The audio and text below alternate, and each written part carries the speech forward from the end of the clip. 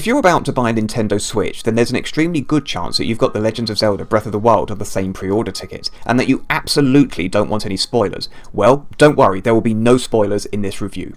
As Link, Breath of the Wild opens with you undergoing a rite of passage enjoyed by so many young men, waking up in a cave in your underpants, upon picking up a shaker tablet, what is essentially a proxy for a modern day tablet, except with some extremely helpful bonus abilities, and then following a mysterious voice into the light, it becomes quickly apparent that you're back in the land of Hyrule after being asleep for 100 years. Whilst a wizened old man cryptically nudges you towards your first objective, it becomes clear very early on that Breath of the Wild is going to be a game that's content to largely leave you to get on with the exploring part.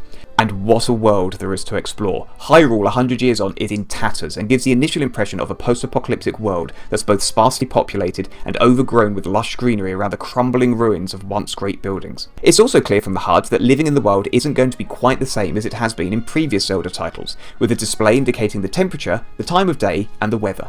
The time of day proves to be a natural extension of that seen in Ocarina of Time, in that it affects, for example, what kind of monsters you'll encounter or your visibility, and thankfully brings with it none of the annoyances of Majora's Mask.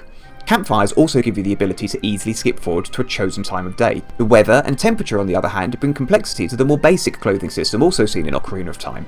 While you can quite happily run around the opening fields in your underpants, colder regions add in an environmental challenge to seek out warmer clothes and to cook some warming food.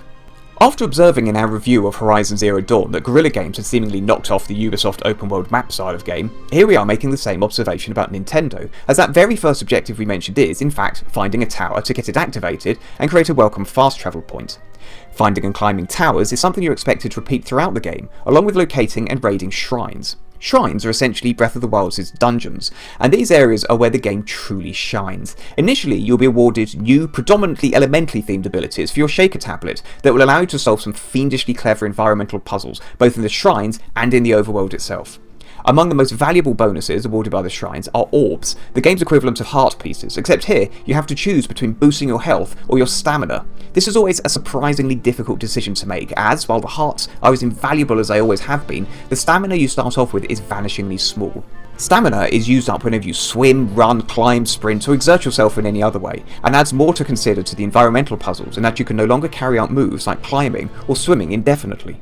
Your HUD also tells you how much noise you're currently making, which feeds into the stealth system that plays a part predominantly during the side activities. Often, when running around the overworld, and you will be running around the overworld a lot, you'll encounter bands of enemies either grouped together or in camps. These sections reminded us of Metal Gear Solid 5, in that the best approach is always to crouch low and scout around first, in case there are any handy boulders precariously balanced above their heads. Once you're more fully equipped later in the game, you can adjust your strategy with the familiar combat mechanics to silently taking out lookouts with an arrow, blowing up explosive barrels with fire arrows, or just doing it the old-fashioned way and running in with your weapon swinging.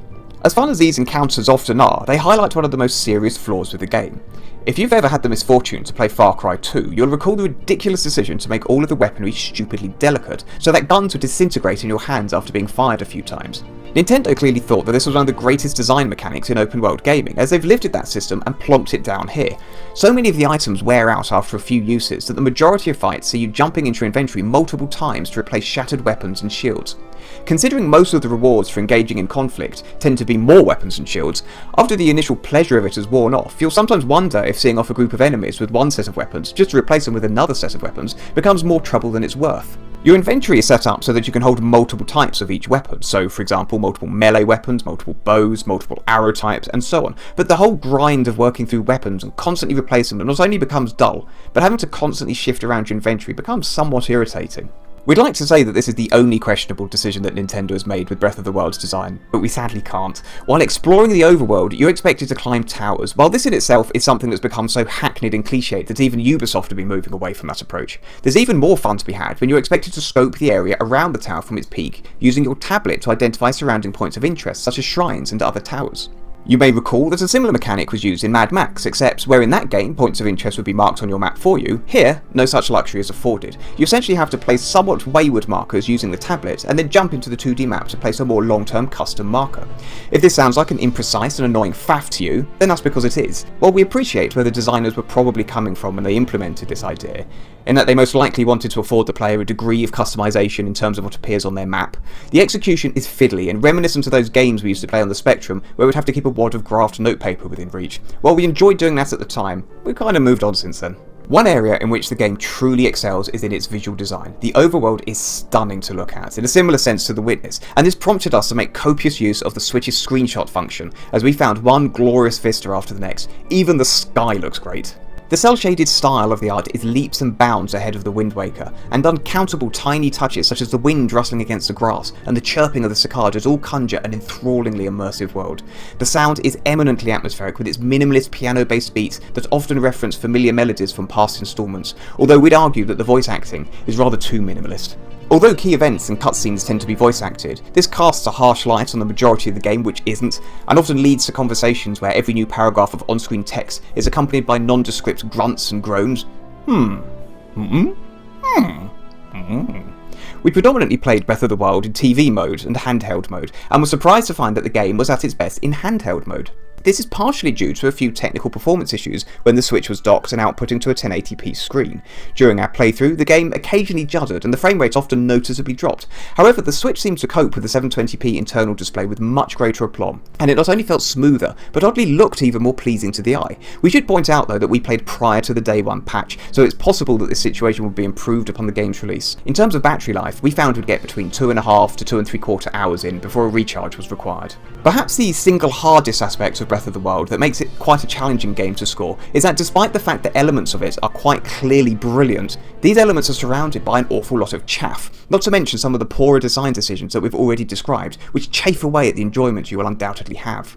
The opening hours of the game in particular are slowly paced, and it's an inevitable fact that many gamers will get bored before the game really has a chance to get going. This is so unfortunate, as once the game does kick up a gear, it reminds you why The Legend of Zelda is considered to be one of the greatest series of all time.